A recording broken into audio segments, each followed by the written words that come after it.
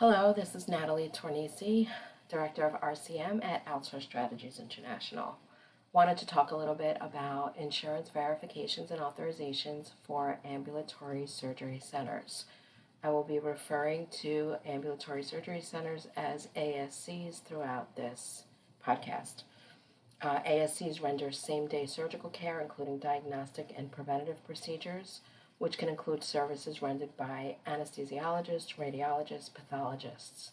Outpatient procedures commonly performed in these centers include dialysis, gynecological procedures, gallbladder removal, kidney and bladder procedures, endoscopies, colonoscopies, and a lot more.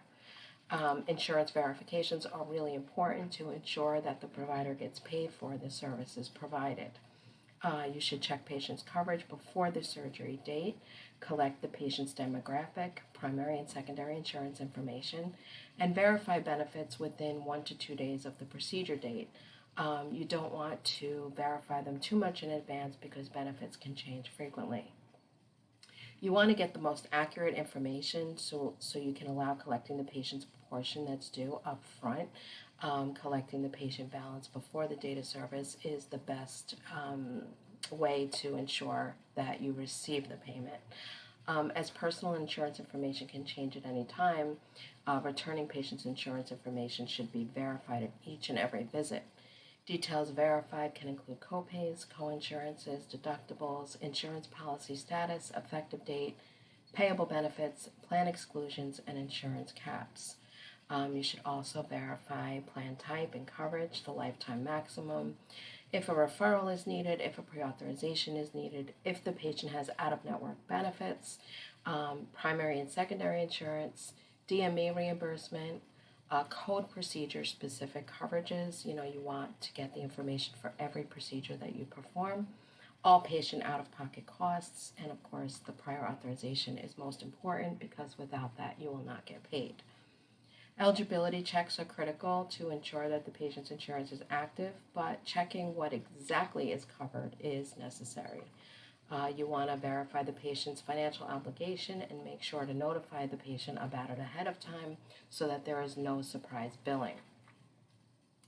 Realize that if you don't check the patient's insurance plan in advance, you can actually receive a denial and not get paid at all. You want to focus on obtaining a prior authorization, as up to 81% of medical groups have seen an increase in prior authorization requirements since 2020. Many plans require prior authorization to reimburse a facility fee for procedures when they're performed in an ASC. Facilities must contact the patient's health plan in order to get prior authorizations for the procedure codes. Have patient information ready, including demographic details, the surgeon's name, the diagnosis, the type of procedure, and the date of services.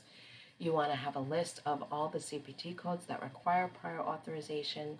You also want to have a thorough understanding of payer contracts and authorization requirements.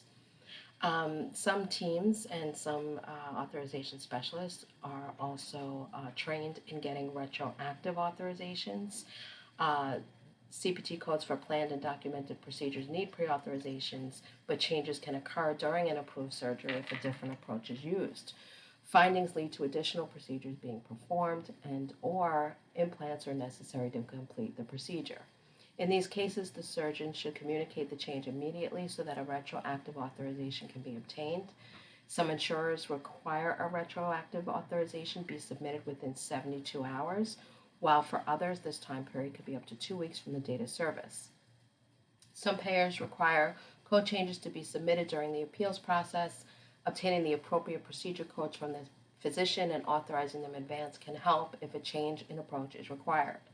It is also important to know the payer requirements on how the required information should be sent, either by email, phone, or using an online form.